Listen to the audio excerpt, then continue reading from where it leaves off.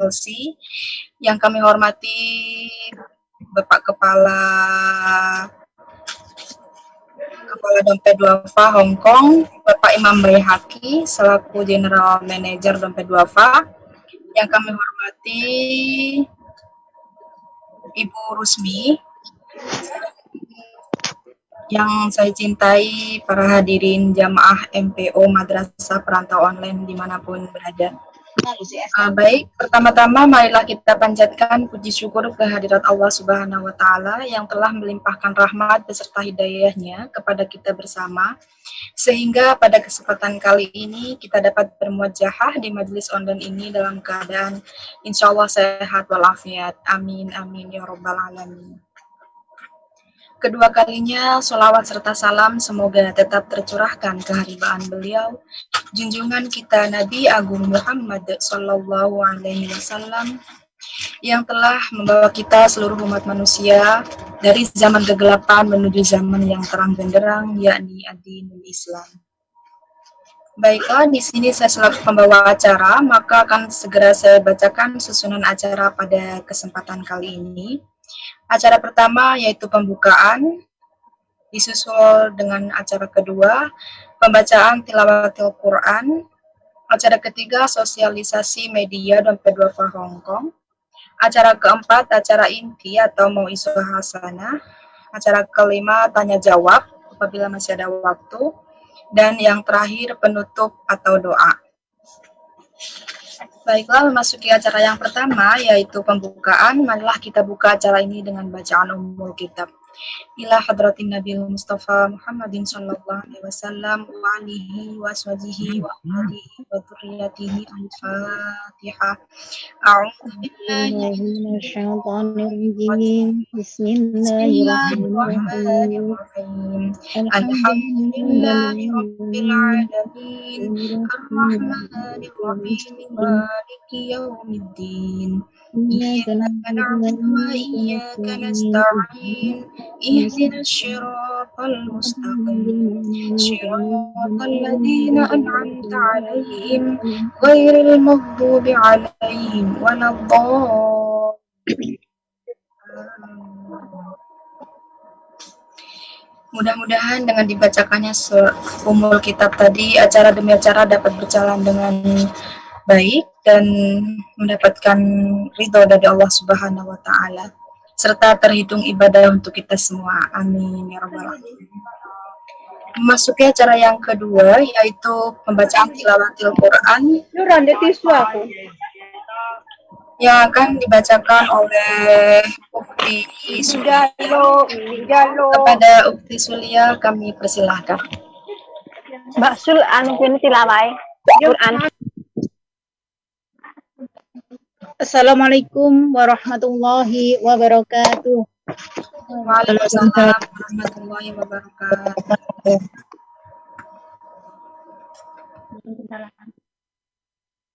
A'udzu billahi minasyaitonir rajim. Bismillahirrahmanirrahim. Innal ladzina amanu wal ladzina hadu wan nasara was sabiina man amana billahi wal yawmil akhir wa amila shalihan falahum ajruhum 'inda rabbihim wala khaufun 'alaihim wala hum yahzanun. Wa idh akhadna mitsaqakum wa rafa'na fawqakumut tur khudhu ma atainakum biquwwatin wadhkuru ma fihi la'allakum tattaqun. Thumma tawallaytum min ba'di dzalika falawla fadlullahi 'alaikum wa rahmatuhu lakuntum minal khasirin. ولقد علمتم الذين اعتدوا منكم في السبت فقلنا لهم كونوا قردة خاسئين وجعلناها نكالا لما بين يديها وما خلفها وموعظة للمتقين وإذ قال موسى لقومه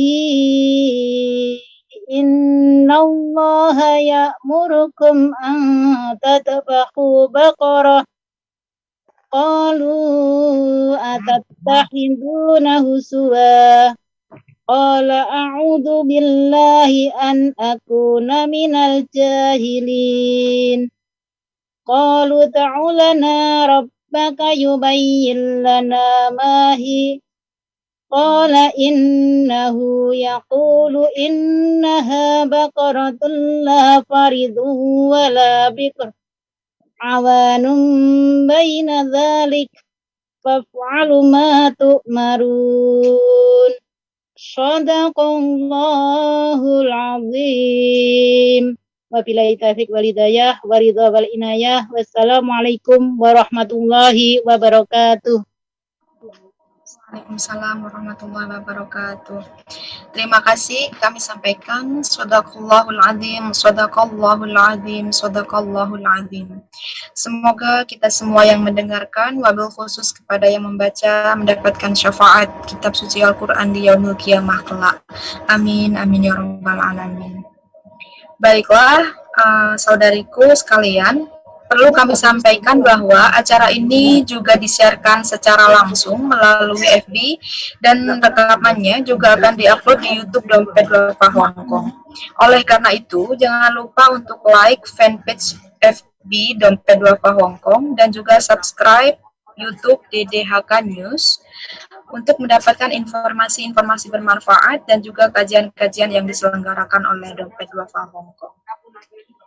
Memasuki acara selanjutnya, yaitu acara inti atau Mau'izoh Hasanah yang akan disampaikan oleh Ustadz Muhammad Syukron Mukhtar LC. Kepada Bapak Ustadz, kami persilahkan.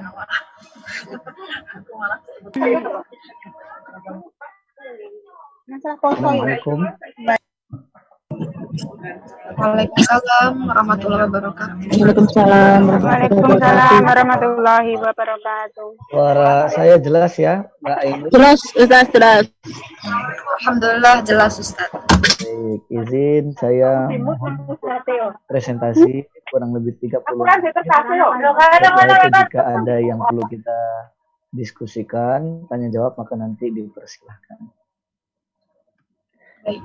Baik. Bismillahirrahmanirrahim.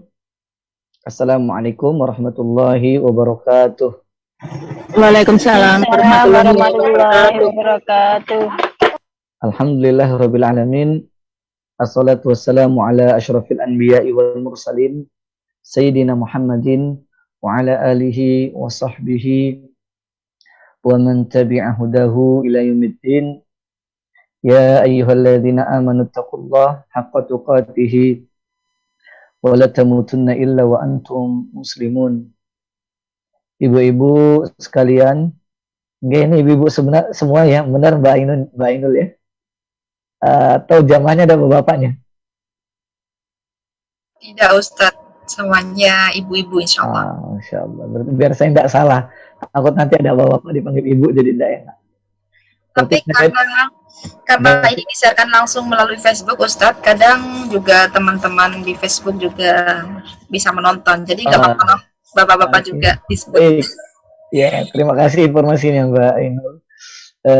Teman-teman, ibu-ibu sekalian yang hadir via Zoom dan bapak-bapak serta ibu-ibu yang menyaksikan via YouTube. Lebih adil sapaannya ya. Kita bersyukur kepada Allah atas nikmat yang Allah berikan kepada kita semua. Salawat dan salam kita curahkan kepada suri teladan kita Nabi besar Muhammad sallallahu alaihi wasallam. Mohon izin saya akan mempresentasikan satu tema yang insya Allah penting buat kita semua.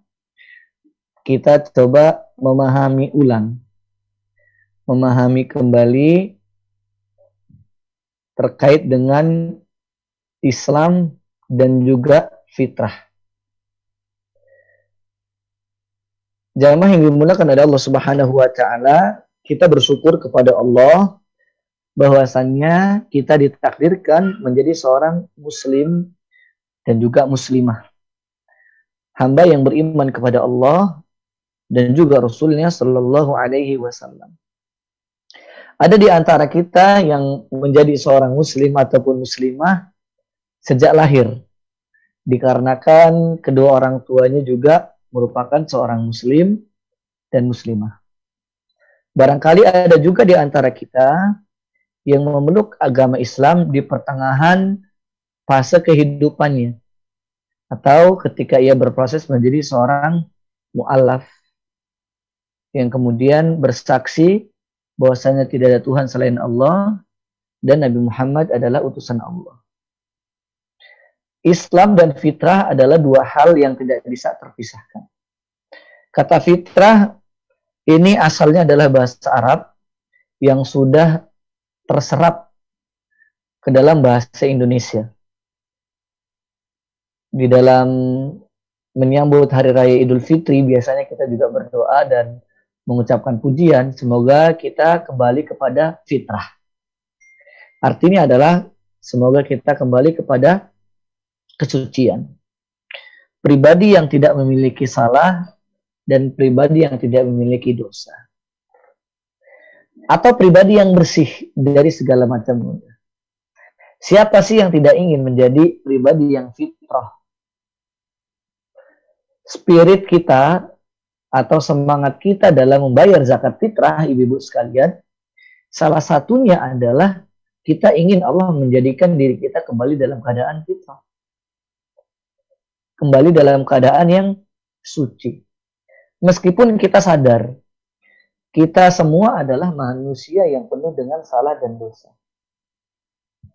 Tidak ada satupun manusia yang tidak memiliki salah dan dosa. Bahkan manusia sekali Rasulullah sallallahu alaihi wasallam pun itu ditegur oleh Allah dalam satu kesempatan karena kesalahannya. Ketika Rasulullah sallallahu alaihi wasallam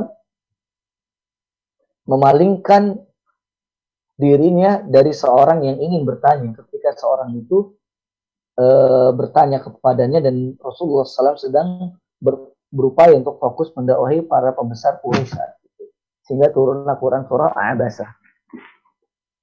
Atau kita juga menyaksikan banyak para ulama, meskipun dia dipuji oleh para ulama lainnya karena kesolehannya, karena ketawaduannya, karena kepintarannya, tetapi tetap mereka menjadi pribadi yang merasa dirinya penuh salah dan dosa. Seperti ada seorang ulama besar yang bernama Muhammad bin Wasi'.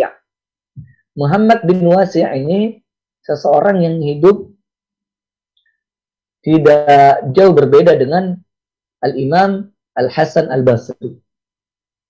Masih dekat usia kehidupannya. Bahkan dikatakan Al-Imam Wasi' ini sebagai orang yang soleh, tidak didapati orang yang melebihi kesolehan Muhammad bin Wasi'. Dipuji oleh banyak ulama, bukan saja oleh rakyat biasa, oleh manusia biasa. Namun apa yang dilakukan oleh Muhammad bin Wasi'?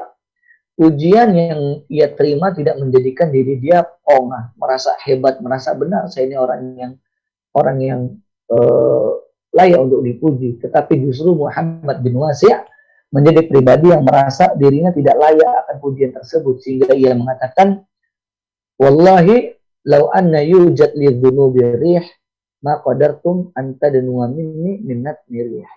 Ini perkataan seorang yang bernama Muhammad bin Wasi', yang artinya demi Allah, sekiranya dosa itu memiliki bau, atau sekiranya setiap kesalahan itu meninggalkan jejak yang tidak sedap, maka qadartum an tadnuwa minni minnat rih, maka kalian tidak akan sanggup berdekatan dengan diriku karena saking busuknya bauku. Artinya meskipun seorang yang bernama Muhammad bin Wasi ini orang yang saleh, orang yang dipuji kesolehannya, tetapi tetap ia menjadi pribadi yang rendah hati.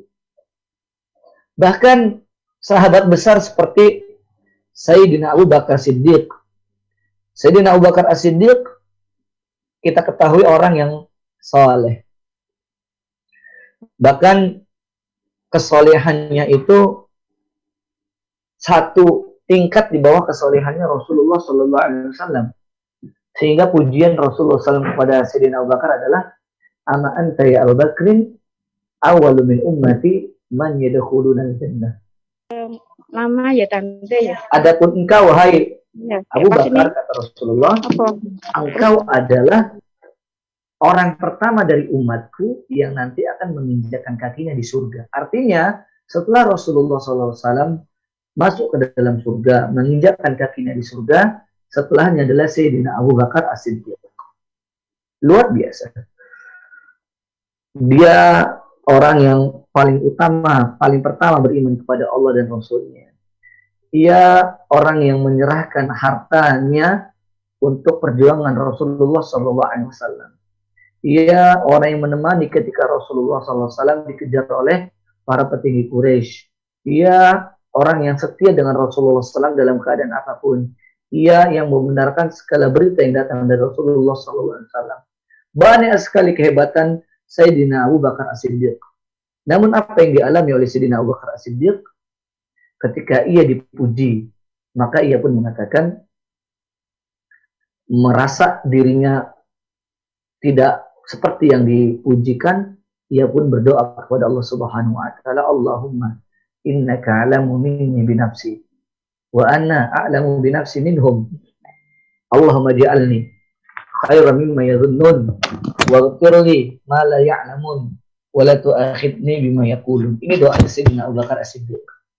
Ya Allah, sesungguhnya Engkau mengetahui tentang aku.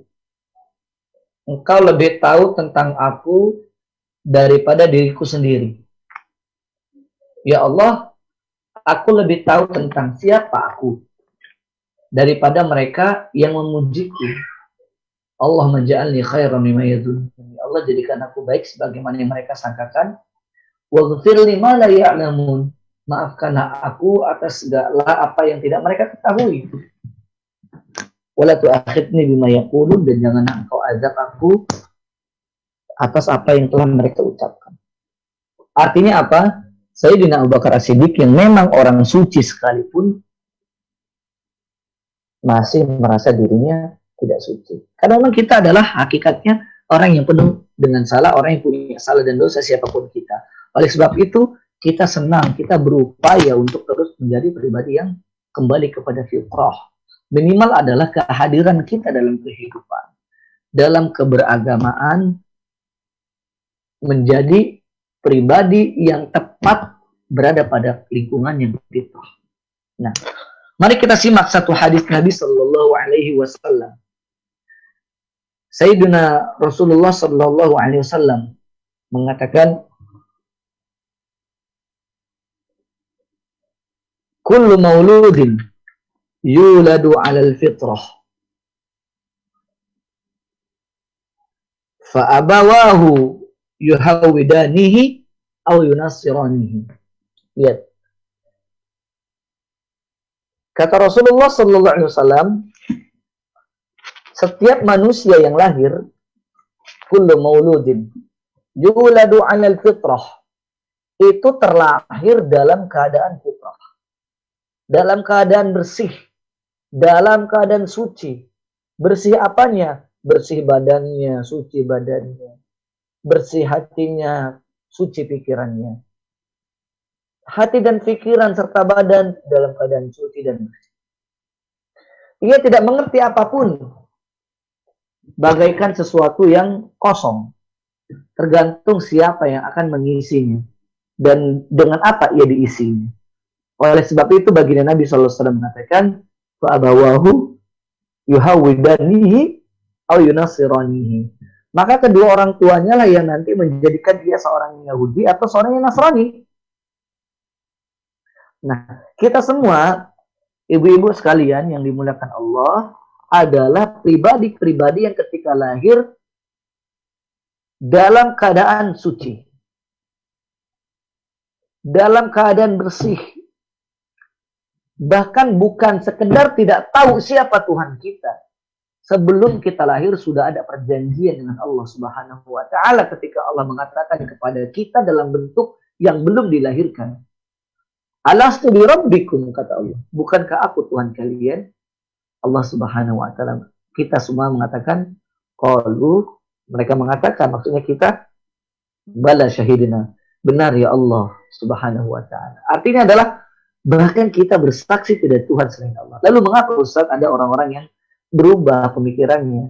Yaitu karena pergaulan yang ia hadapi, karena lingkungan yang ia temui. Begitu. Itu pengaruh.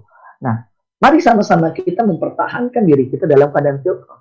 Fitrah itu adalah dalam keadaan suci, dan fitrah yang benar adalah manakala kita menjadikan pribadi kita sebagai seorang yang benar dalam pilihan keagamaan kita.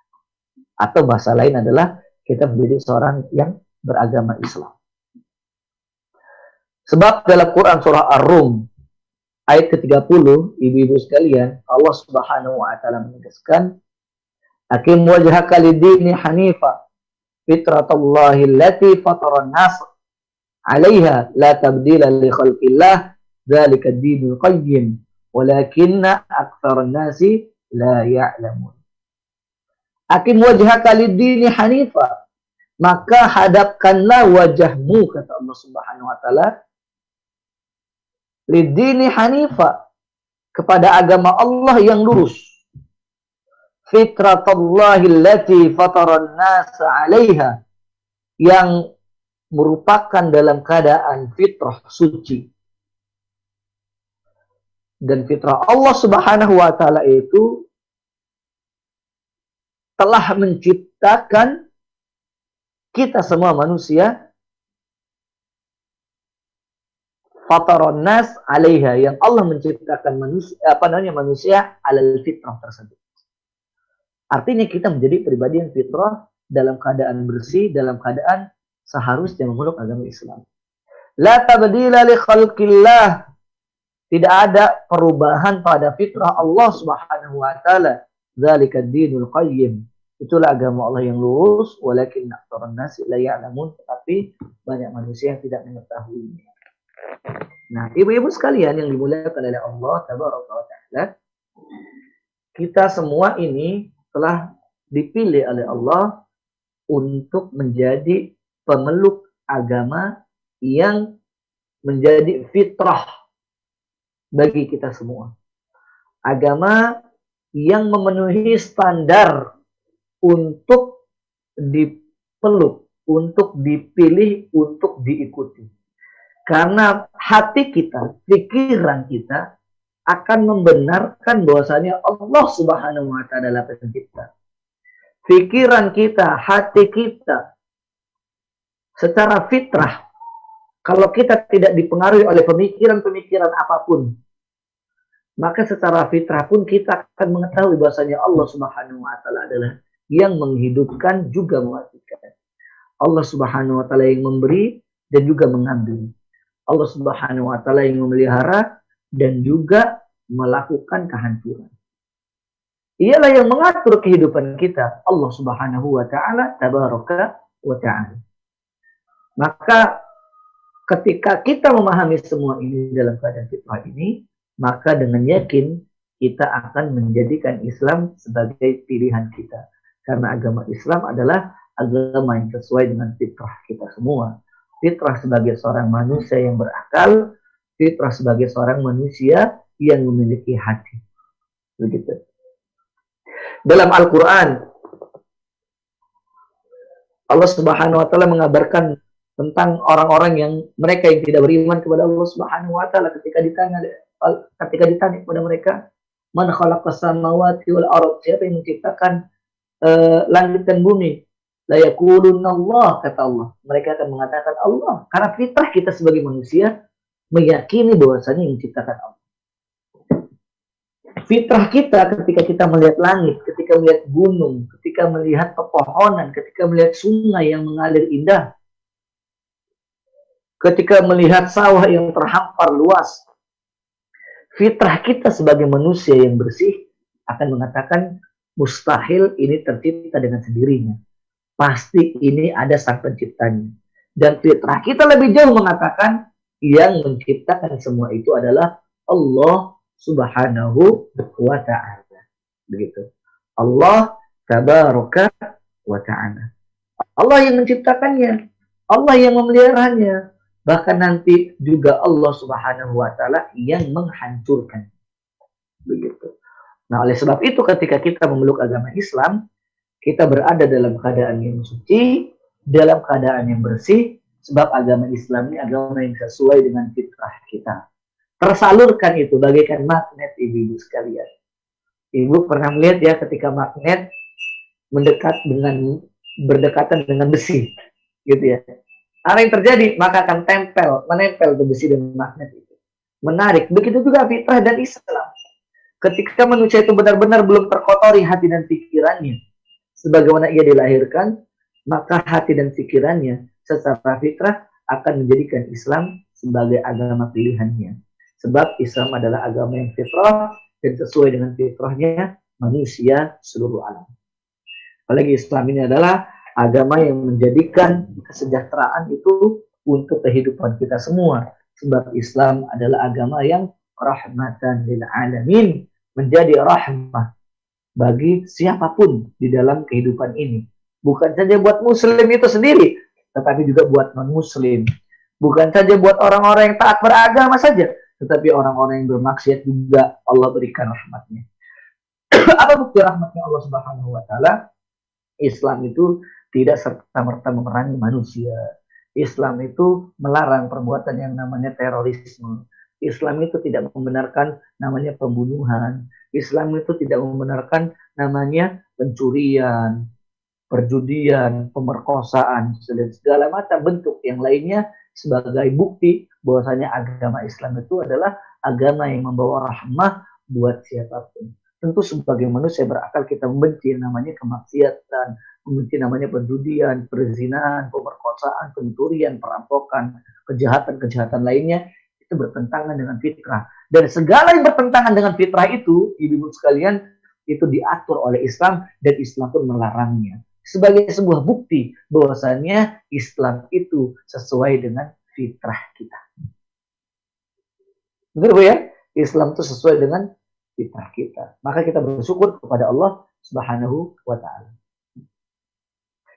Nah, lebih dari itu, Islam itu ibu-ibu sekalian bukan saja agama yang sesuai dengan fitrah yang kemudian memenuhi segala macam kebutuhan hajat utama kita, tetapi Islam juga agama yang diridai oleh Allah Subhanahu wa ta'ala.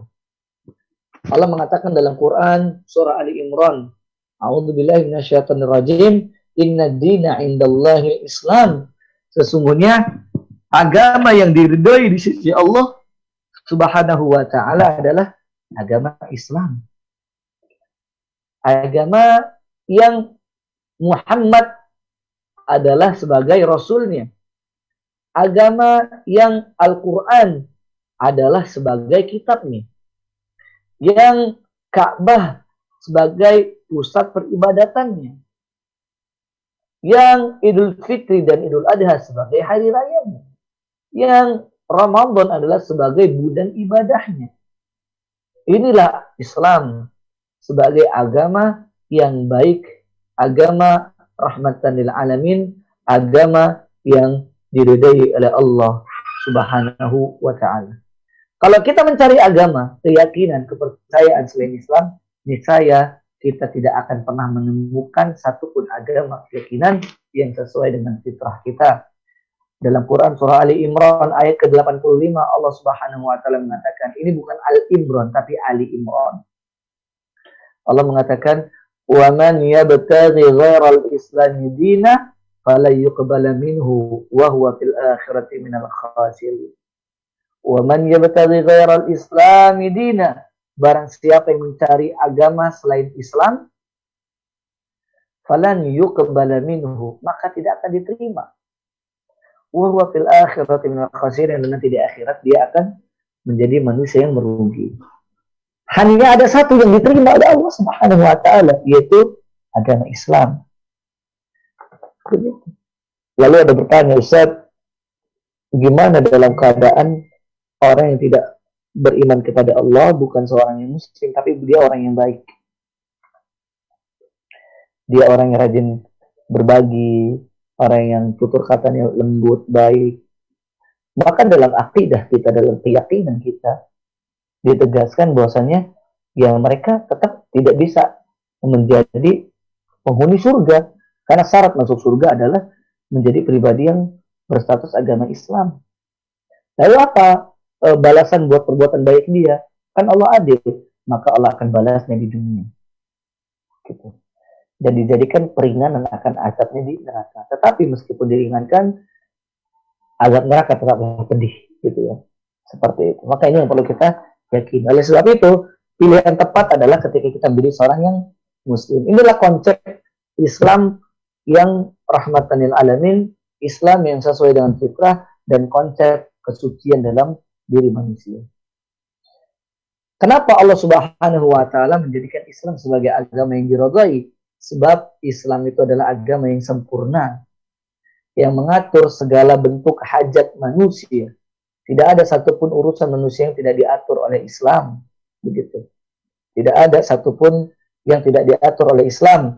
Allah Subhanahu wa taala mengatakan dalam Quran surah Al-Maidah. Surah Al-Maidah ini menjadi surah yang akhir-akhir turun kepada Rasulullah sallallahu alaihi wasallam. Ayat yang ketiga ini. Yang mana Allah Subhanahu wa taala mengatakan, "Al-yauma akmaltu lakum dinakum wa atmamtu 'alaikum ni'mati wa raditu lakum al-Islam dinan." Pada hari ini telah aku sempurnakan untukmu agamamu, agama yang sempurna, dan telah aku cukupkan kepadamu nikmatku. Wa raditu lakum al-Islam dinan, dan telah aku ridai Islam sebagai agamamu. Mari kita lihat pada penggalan yang pertama, al-yauma akmaltu lakum dinakum. Hari ini telah aku sempurnakan untukmu agamamu. Agama yang sempurna, agama yang mengatur segala urusan manusia. Yang besar ataupun yang kecil diatur.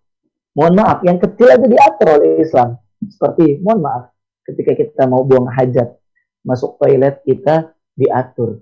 Ketika masuk, gunakan kaki kiri. Ketika buang air, usahakan tidak berdiri, begitu ya. Kemudian ketika keluar, pastikan menggunakan kaki kanan. Hal yang begitu saja diatur oleh Islam. Tidak ada yang tidak diatur di dalam Islam.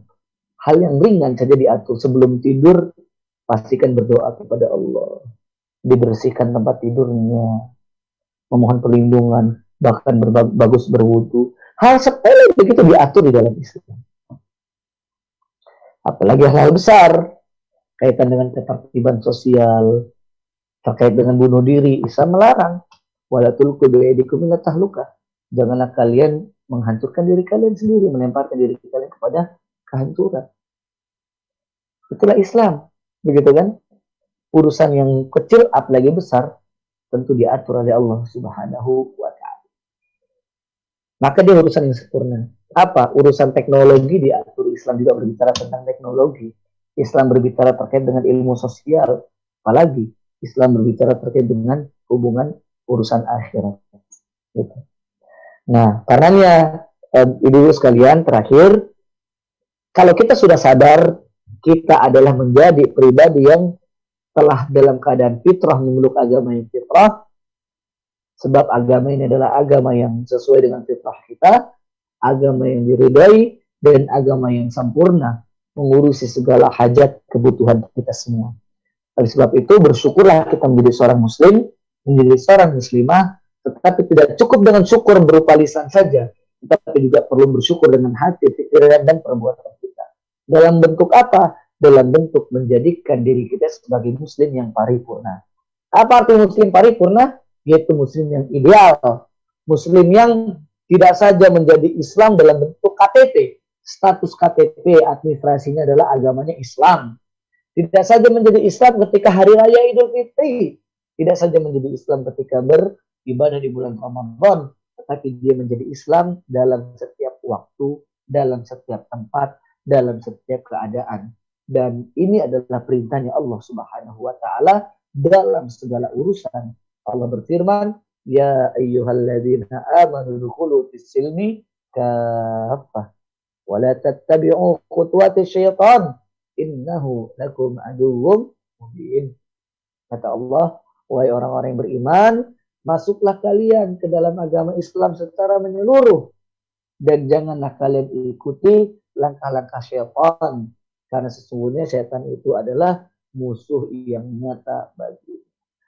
Ustaz, apa maksud masuk ke dalam Islam secara menyeluruh?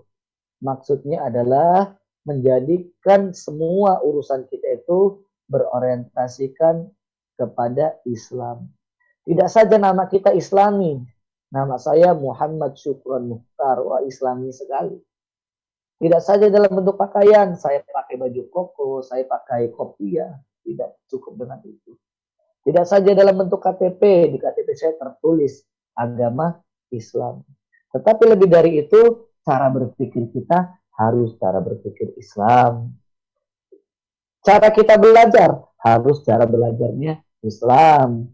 Cara kita bekerja harus bekerja sesuai dengan Islam. Artinya islamisasi diri kita. Pikiran kita, hati kita, juga sikap dan perbuatan kita. Inilah yang diinginkan oleh Allah Subhanahu wa taala, tabaraka wa taala, yaitu udkhulu fisilmi kaffah, menjadilah seorang muslim yang totalitas, yang paripurna, bukan saja namanya, bukan saja pakaiannya, tetapi cara berpikir juga bersikap. Ketika kita ingin menikah, maka orientasi besar kita adalah demi kepentingan Islam. Ketika kita bekerja, demi kepentingan Islam. Ketika kita belajar, demi kepentingan Islam. Minimal sekali adalah tidak bertentangan dengan nilai-nilai Islam. Inilah menjadi seorang muslim yang paripurna, muslim yang ideal, muslim yang kembali dalam keadaan fitrah, sebagai manusia yang memeluk agama yang fitrah, dan dia bersikap sesuai dengan fitrahnya manusia, tidak dikotori, tidak dicemari, dan tidak dinodai. Mudah-mudahan mau'idhah hasanah yang saya sampaikan ini menjadi sesuatu yang bermanfaat buat kita semua, ibu-ibu sekalian, begitu ya. Nggak usah kelamaan, kalau kelamaan nanti bosan jadi ngantuk, gitu. Sedikit tetapi mengesankan dan bermanfaat itu lebih baik daripada berpanjang lebar tapi tidak mudah ngopos yang dibicarai, gitu ya. Mudah-mudahan bermanfaat. Mohon maaf atas segala kesalahan dan kekurangan Mbak Ainul yang sebagai host nyimak saya dari tadi. Masya Allah, terima kasih. Dan semua bapak ibu, semua ibu-ibu yang hadir di ruang Zoom siang hari ini, waktu saya di Indonesia pukul 14 lewat 15 menit, 45 menit sudah berlalu, gitu ya. Dan buat bapak ibu yang memperhatikan via YouTube juga, sekali lagi kita ucapkan terima kasih banyak. Mudah-mudahan bermanfaat. Segala kebaikannya datangnya dari Allah, segala kesalahan tentunya dari saya dan juga pengaruh buruk dari syaitan. Jika ada yang perlu kita diskusikan setelah ini, maka saya berikan kesempatan nanti dipandu oleh Mbak Ainul. Wallahu muwaffiq ala aqwamit thoriq, billahi taufiq wal hidayah. Wassalamualaikum warahmatullahi wabarakatuh. Waalaikumsalam warahmatullahi wabarakatuh. Waalaikumsalam warahmatullahi wabarakatuh. Alhamdulillah, terima kasih banyak Ustadz atas apa yang telah disampaikan. Mudah-mudahan kita dapat mengambil hikmah dan tentunya semoga kita dapat mengamalkannya dalam kehidupan sehari-hari, yaitu apapun yang kita lakukan harus paling tidak tujuannya adalah untuk agama Allah, yaitu agama Islam. Baik, bagi saudariku mungkin ada yang ingin dipertanyakan kepada Ustadz, boleh langsung bertanya atau ditulis di kolom chat. Kalau malu mengeluarkan suaranya boleh juga.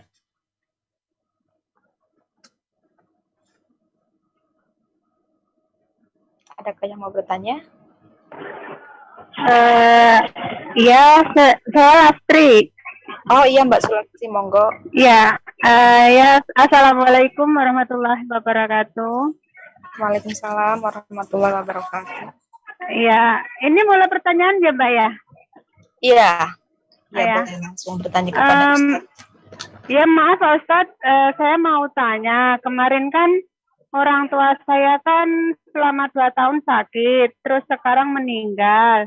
Pada saat sakit itu, beliau tidak bisa berpuasa. Terus apakah fidyahnya itu sebagai anak kita harus menolong ibu untuk fidyahnya itu Pak Ustadz? Ya, atas jawabannya saya ucapkan terima kasih. Assalamualaikum warahmatullahi wabarakatuh. Waalaikumsalam warahmatullahi wabarakatuh. Ditampung dulu barangkali Mbak Ainul, biar pertanyaannya terkumpul dulu. Silakan kalau ada yang ingin bertanya. Oh iya, boleh. Mungkin ada yang mau bertanya lagi, saudariku. Tadi tentang membayar itu ya? Fidyah. Ya, membayar fidyah untuk orang tua. Orang tua, ya.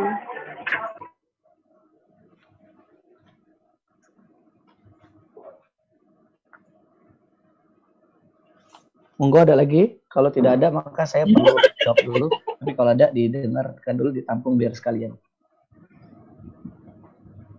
Adakah lagi yang ingin bertanya? Oh, Baik, belum, sepertinya belum ada ya.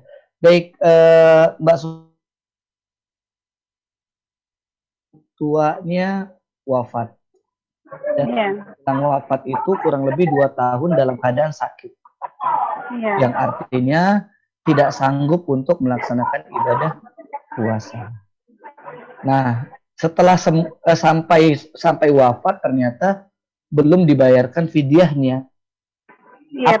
Apa sikap kita sebagai ahli waris, sebagai anaknya? Maka sikap kita adalah, perlu saya jelaskan dulu sebelum bagaimana sikap kita. Puasa itu adalah hukumnya wajib. Sholat hukumnya wajib. Begitu ya. Nah, sholat itu tidak boleh ditinggalkan. Ini berbicara sholat dulu ya. Ketika orang sakit, tidak boleh ditinggalkan dalam keadaan apapun. Tidak bisa sholat berdiri, maka duduk. Tidak bisa duduk, berbaring. Tidak bisa bergerak dengan isyarat. Maka kerjakan dalam keadaan apapun. Tidak boleh. Tidak bisa berwudu, bertayamum. Saat saya beser terus gimana? Ketika orang tua saya beser terus, maka bersihkan besernya, kemudian pakaikan pempes dan cucikan. Bisa berwudu atau tayamum. Nanti setelah pakai pempes masih pipis, itu di luar kehendak kita. Begitu ya. Dan sholat ada penggantinya adalah jama' dan juga qasar gitu ya. Ada qadha, sebagian ulama menyebutkan. Tetapi sholat tidak bisa digantikan oleh orang lain. Itu sholat. Kalau sholat harus yang bersangkutan. Misalkan Mbak Mbak Sulastri tadi punya anak, kemudian sakit dan nggak bisa digantikan, harus Mbak Sulastri yang melaksanakan ibadah sholat. Nah, sedangkan kalau puasa itu juga hukumnya wajib. Puasa juga boleh tidak dikerjakan saat itu, ketika memiliki uzur, seperti perempuan yang haid, perempuan yang nifas, orang yang dalam perjalanan, ataupun orang yang tidak sanggup. Begitu ya, tidak sanggup karena dia sudah sakit parah. Kalau dia puasa maka membahayakan dirinya. Maka orang tua yang sudah sangat sepuh ini ya boleh tidak berpuasa. Namun sebagai gantinya adalah dia harus membayar fidyah bagi orang yang sepuh. Tapi kalau haid dia harus bayar hutang. Nah, puasa itu bagaikan hutang, fidyah itu juga bagaikan hutang. Para ulama maka ketika dia wafat, bagaimana sikap anak? Sikap anak boleh membayarkan hutang puasa orang tuanya. Sebagaimana ketika kita punya orang tua hutang uang. Mbak Sulastri orang tuanya hutang uang. Kemudian ketika wafat belum dibayar hutangnya, maka sang anak pun boleh membayarkan hutangnya. Siapa kan kita sering ya, Bapak Ibu sekalian, ketika pemakaman kan, mewakili ahli waris, keluarga besar, mohon maaf atas kesalahan almarhum atau almarhumah. Jika memang ada sangkutan hutang piutang, segera berhubungan dengan kami sebagai keluarga yang ditinggalkan. Insya Allah akan kita selesaikan secara kekeluargaan. Jika mampu akan kami sanggup bayarkan dengan cara segera dan segala macam begitu kan. Artinya utang uang bisa diwakilkan. Pun kata para ulama utang fidyah. Bagaimana hitungannya? Sekali hari puasa itu adalah sekali makan, gitu ya. 1 hari puasa, 1 hari makan. Maka 30 hari puasa tidak 30 hari misalkan. Kemarin kan 30, biasanya 29. Tidak puasa maka 30 kali memberi makan. Makannya seperti apa? Sesuai dengan porsi makan yang bersangkutan. Kan porsi makan orang-orang beda ya. Nah, misalkan ada standar orang sekali makan 10.000, ada orang yang 20.000, ada yang bahkan 100.000, bahkan ada yang sekali makan lebih dari 100.000. Nah, ketika dia tidak berpuasa, maka fidyahnya tergantung masing-masing. Gimana cara makannya? Begitu. Itu Mas Lastri ya. Karena waktu itu ibu saya itu kayak nggak sadar sakitnya itu, Pak Ustadz. Terus? Kayak pertama kan kayak stroke, terus stroke lama-lama kayaknya itu terus pendarahan di kayak otak sini loh. Iya. Jadi kayaknya seperti nggak sadar gitu. Oke. Iya, boleh di apa namanya? Maksudnya diwakilkan sebagai anak kan untuk membayarkan fidyahnya itu gitu. Iya, insyaallah. Ya. Terima kasih Pak Ustadz atas penjelasannya. Ya, assalamualaikum warahmatullahi wabarakatuh. Assalamualaikum Pak Ustadz. Waalaikumsalam. Monggo. Saya Marsi dari Nurul Qalbi. Gini Pak Ustadz, saya mau tanya, Islam itu adalah akidah dan amal perbuatan. Di sini saya pernah membaca bahwa amal perbuatan tidak bermanfaat tanpa iman. Demikian juga tidak bermanfaat iman tanpa amal. Maksudnya ini gimana Pak Ustadz? Mohon untuk penjelasannya karena kayak bingung memang karena kata-kata ini. Nggih Pak Ustadz nggih. Nggih, matur nuwun Bu Parsi. Jadi iman dan amal itu bagaikan dua sisi mata uang. Gitu ya. Dua sisi mata uang. Saya nyari mata uang apa receh enggak ketemu. Uang logam maksudnya. Tahu ya dua sisi mata uang, tahu ya? Nggih. Kayak ini sebelah atau uang kertas saja deh, enggak apa-apa. Ini yang 10.000 misalkan ini. Kangen uang rupiah ya. Uang ini megangnya uang Hongkong. Seperti itu. Ini uang rupiah. Ini sebelah, okay? Ini iman, ini amal. Dia satu paket. Enggak bisa terpisahkan. Nah, ada dua kalimat tadi yang ditanyakan oleh Ibu Parsi. Yang pertama adalah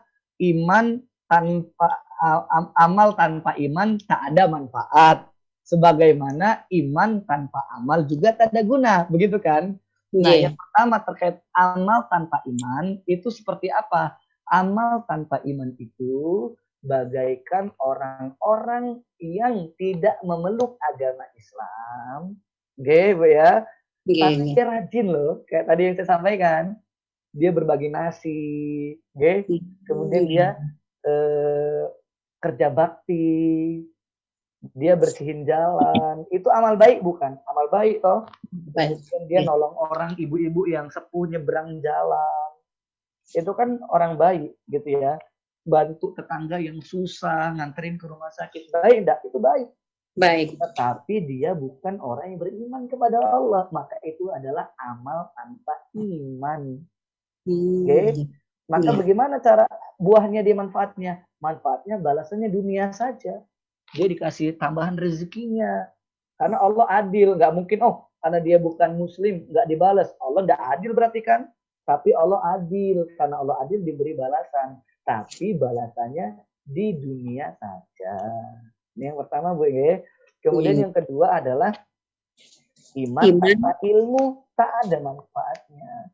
Karena iman yang benar, mohon disimak, iman yang benar itu mendatangkan amal. Gitu. Karena para ulama mengatakan al-imanu yazid wa yanqus wal imanu al-qaulu wal amal. Jadi iman itu adalah naik dan turun. Iman itu ucapan dan juga begitu. Jadi Kalau kita benar beriman kepada Allah, pasti kita juga amal.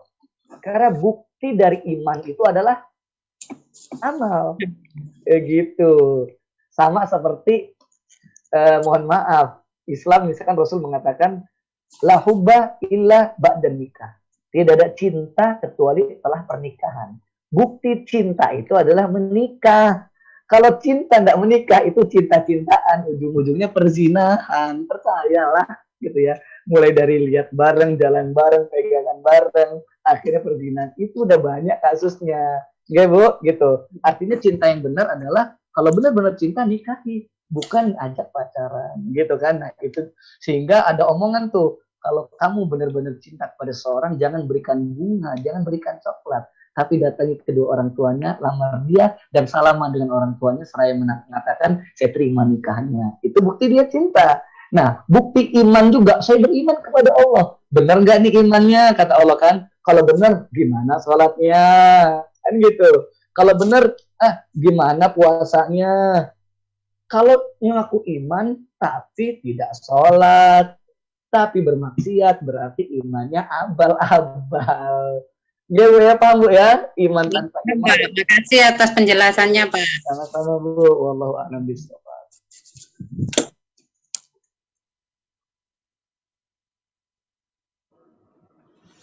Monggo saudariku semuanya, mungkin ada yang mau bertanya lagi, masih ada waktu.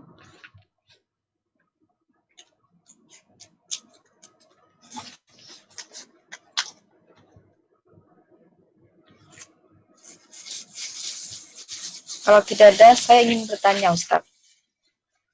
Mbak Inul. Seperti yang dijelaskan Ustaz tadi kan, bahwasannya setiap bayi itu dilahirkan suci gitu kan Ustaz ya. Berarti apa, setiap bayi yang belum dilahirkan itu mereka sudah bersyahadat Ustaz di dalam perut. Terus kalau misalkan orang tuanya menjadikan dia Yahudi, Nasrani atau Majusi, berarti kan bayi itu tidak bersalah ya Ustaz. Ini sampai jam berapa? Maksudnya tidak sepenuhnya salah si bayi itu. Kalau misalkan suatu hari nanti besarnya jadi bukan Islam gitu. Terima kasih. Ini pertanyaannya penting Ki. Jadi kan itu tadi anak itu kan, bayi itu sebelum lahir sudah bersaksi bahwasanya Allah sebagai Tuhan, guys. Kalau alastu birabbikum, kita mengatakan bala syahidna. Benar ya Allah, gitu kan? Maka bagaimana tuh ketika ada lahir tapi tiba-tiba dia tidak melakukan Islam? Berarti bukan salah bayinya ya. Nah, tetap bayinya dievaluasi karena kan dia tumbuh menjadi nanti habis dari bayi apa, Mbak? Anak balita, remaja, dewasa, gitu, benar kan? Iya. Nah, ketika dia sudah menjadi remaja, ketika dewasa, dia bisa berpikir toh. Nah, dia dievaluasi karena pemikiran dia. Jangan menyalahkan orang tuanya, gitu. Tetapi orang tua berpengaruh juga pada pendidikan anaknya, gitu. Orang tua nanti dievaluasi kecil sampai dia remaja, itu dikenalkan nggak tentang Tuhannya siapa, dikenalkan nggak agamanya gimana. Ada satu kisah gini Mbak Ainul. Di zaman Sayyidina Umar. Di zaman Sayyidina Umar itu ada seorang anak, ada seorang bapak mengadu kepada Sayyidina Umar. Ya Sayyidina Umar, anakku anak durhaka, kata dia. Anakku anak durhaka, ini nggak patuh kepadaku, melawan, dan begini-begini disebutkan. Dia mengadu ke Sayyidina Umar untuk apa? Untuk Sayyidina Umar memberikan teguran dan pelajaran kepada sang anak. Apa kata Sayyidina Umar? Kalau gitu coba panggil anaknya. Dipanggil anaknya, maka Umar tabayun dulu Sayyidina Umar, tidak langsung menghukum anaknya. Ini pelajaran buat kita, mendengar aduan jangan langsung dihukumi, tabayun deh sih, gitu kan. Tuh tabayun tuh Sayyidina Umar. Sayyidina Umar tabayun. Benar kamu, tadi bapakmu bilang begini loh, kamu katanya anak yang tidak nurut, mohon maaf kamu tuh durhaka, piye gitu kan gitulah kurang lebih ditabayun oleh Sayyidina Umar. Cuma yang ngomongnya bukan bahasa Jawa, ngomongnya bahasa Arab begitu kan. Nah kemudian apa kata anaknya itu? Ya Umar kata dia. Karena orang Arab tuh tidak ada manggil Tuan Umar, Sayyidina, jarang gitu ya. Ya Umar, nama aja biasa anak. Kata dia, sesungguhnya Ayahku tidak memiliki ibu yang tepat untukku. Ayahku memberikan nama yang buruk untukku. Ayahku tidak mengenalkan kepadaku tentang agama, tidak mengenalkan kepadaku tentang Tuhan, tidak mengajarkanku tentang ibadah. Bagaimana bisa aku dikatakan anak yang bikin kopi atau kopi? Nah, setelah anaknya ngomong gitu, dicek benar gini kata ke bapaknya. Bapaknya terdiam. Maka apa ponis Sayyidina Umar? Kata Sayyidina Umar, justru inilah orang tua durhaka. Artinya apa Mbak Ainul? Artinya ya orang tua akan dievaluasi. Dia karena kata tadi kan kata Rasulullah, kullu mauludin yuladu alal fitrah. Setiap anak itu terlahir dalam keadaan fitrah. Fa'abawahu yuhawidani aw yunasirani. Orang tuanya yang menjadikan dia Yahudi atau Nasrani, maka orang tua pendidikannya dievaluasi. Anak kita dosa ini cek, kita jangan-jangan ngajarin nonton sinetron bareng, ngajarin nonton apa gitu, nggak diajarin ngaji, hafal joget-jogetan gitu kan, tapi tidak tahu huruf-huruf Al-Qur'an. Nah, itu orang tua akan dicek. Tetapi ketika sudah dewasa, dia kan punya pikiran juga. Kayak misalkan Mbak Ainul sekarang misalkan mohon maaf, naudzubillah tidak sholat. Oh, apakah orang tuanya yang salah? Ya Mbak Ainul yang udah gede gini, gitu kan, udah bisa mikir. Jangan orang tuanya disalahkan. Kecuali dulu dari sampai remaja itu nggak dikenalkan, maka orang tuanya pun kena evaluasi. Maka ketika kita sudah kenal, kita menjadi anak yang berbakti, berdoa kepada Allah. Gitu Mbak ya? Ya, terima kasih Ustaz. Terima kasih. Mungkin ada yang mau bertanya lagi, saudariku, siapa yang ingin bertanya lagi? Boleh, kita masih ada waktu 30 menit, ini lumayan banyak waktunya.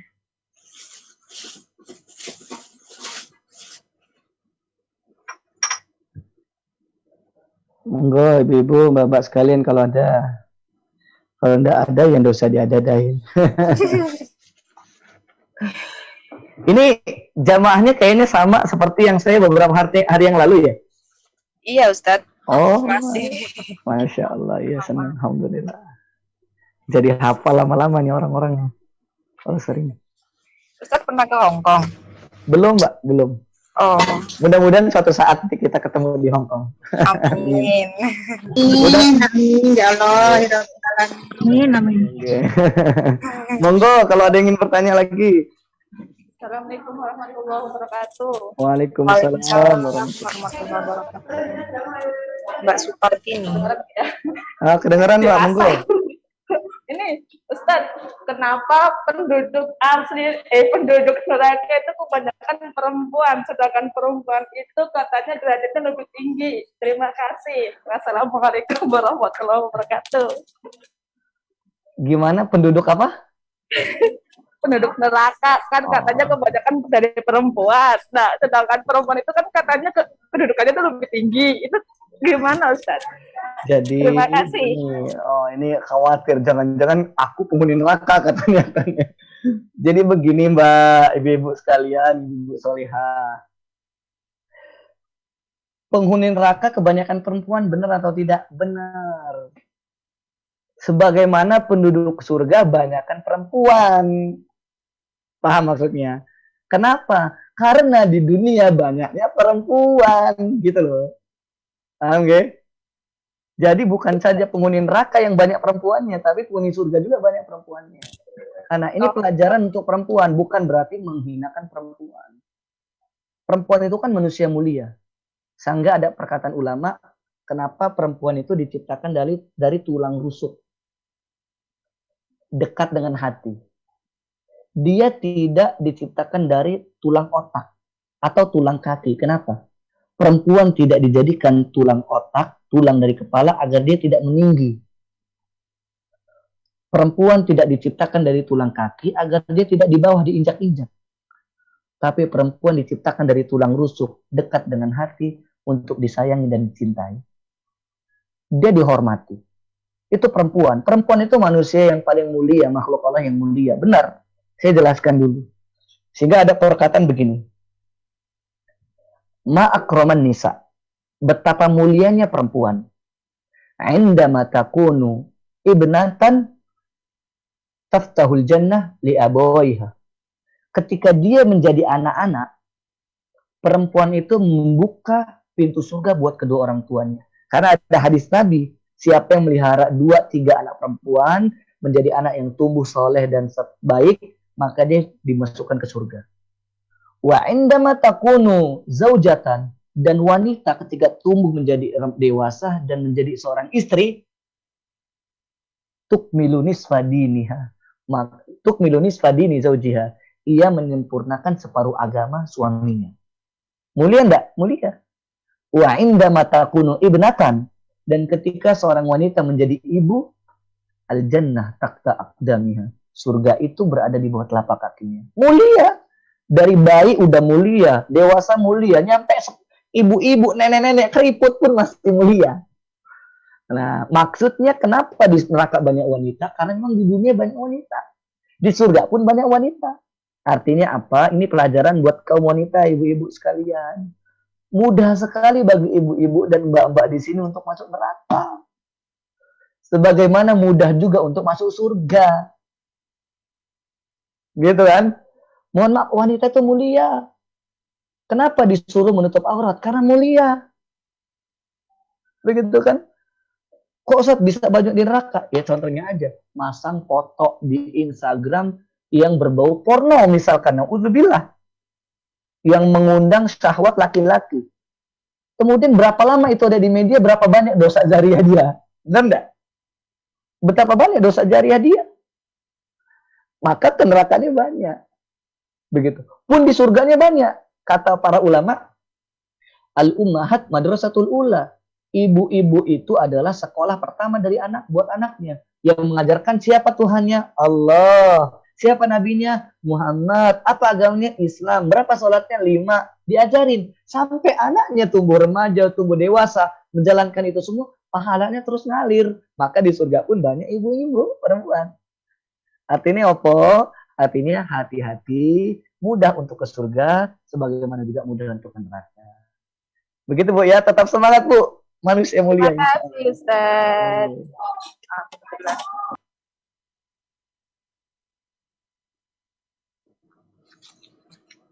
Alhamdulillah atas semua jawaban Ustadz, insya Allah bisa menambah keimanan kita. Mungkin Mbak Maksima mau bertanya ya? Oh iya, Assalamualaikum Ustadz dan juga Mbak Inul. Waalaikumsalam warahmatullahi wabarakatuh. Ya begini, sebenarnya saya mau cerita sedikit ya. Saya kecil banyak itu, juga nggak ya. apa-apa. Iya Ustadz gini. Jadi ini menyangkut sebuah pertanyaan sih, karena gini, saya kecil itu karena saya masuk Islam kan umur 19 ya. Jadi waktu mau nikah gitu, jadi nikah saya masuk Islam. Jadi dari bayi saya lahir dari keluarga Katolik. Jadi sampai hari ini pun. Jadi masa kecil saya itu masih kegiatan-kegiatan kecil, memori kecil itu kan di gereja gitu. Dan saya itu sampai hari ini kada ya. Mimpi itu selalu sering juga itu di kegiatan Pak ibadah di gereja apa gitu tuh.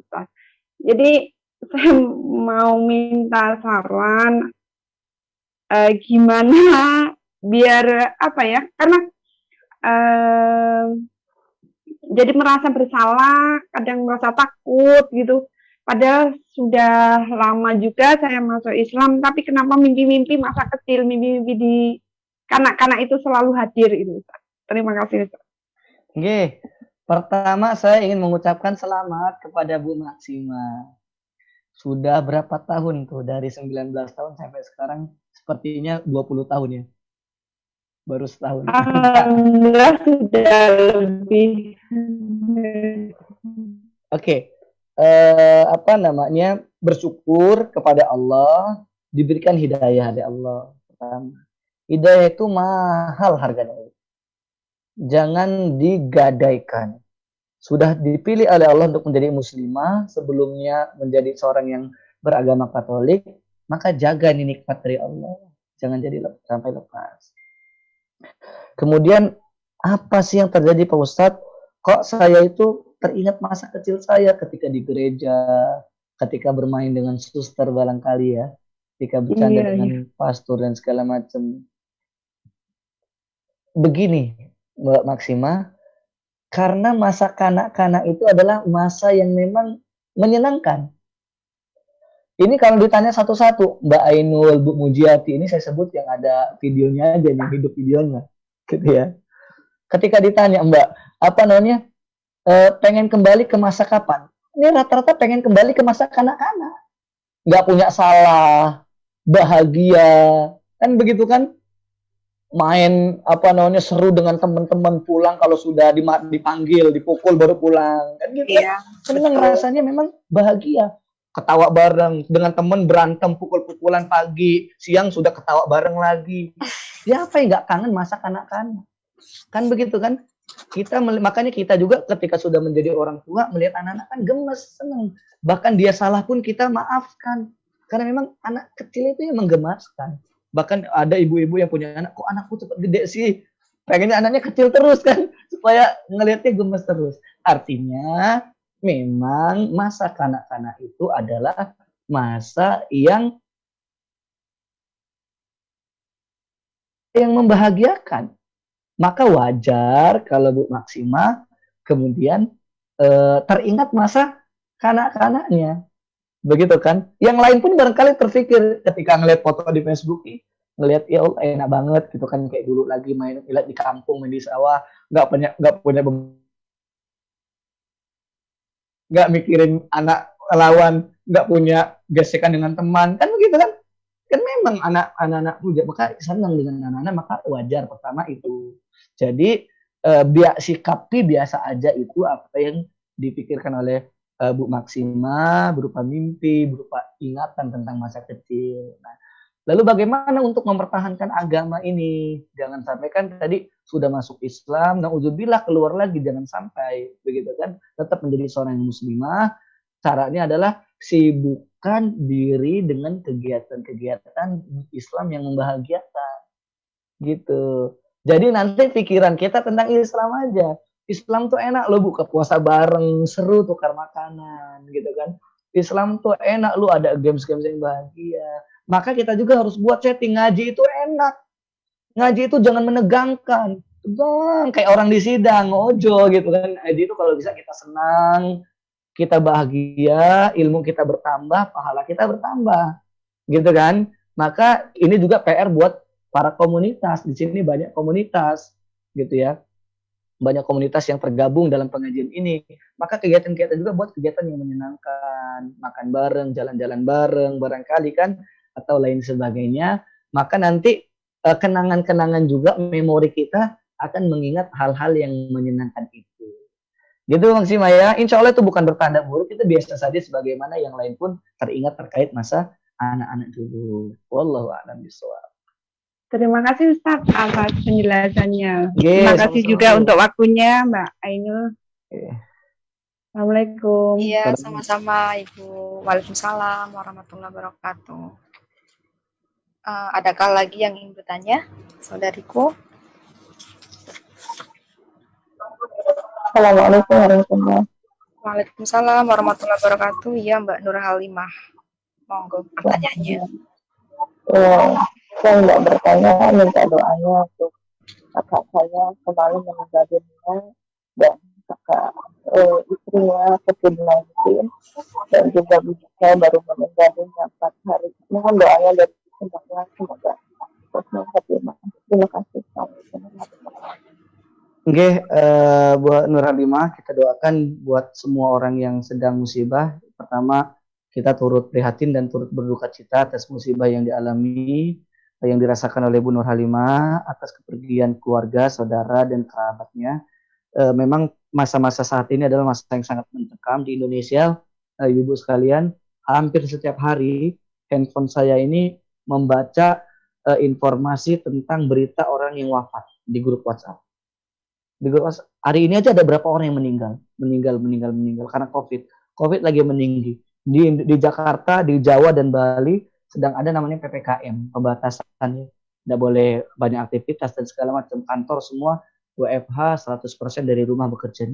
Memang suasana lagi mencekam.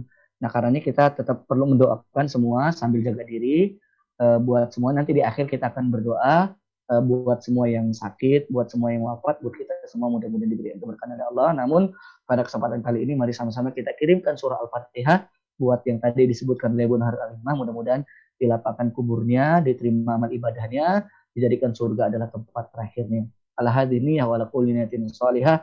Al-Fatihah.